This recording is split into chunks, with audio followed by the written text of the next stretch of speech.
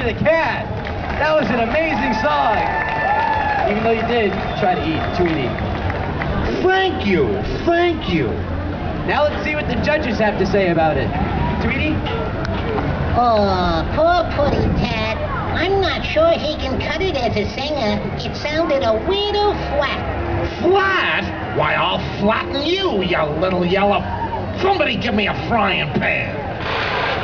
Now, Sylvester, all is not lost. We still have to see what Foghorn has to say.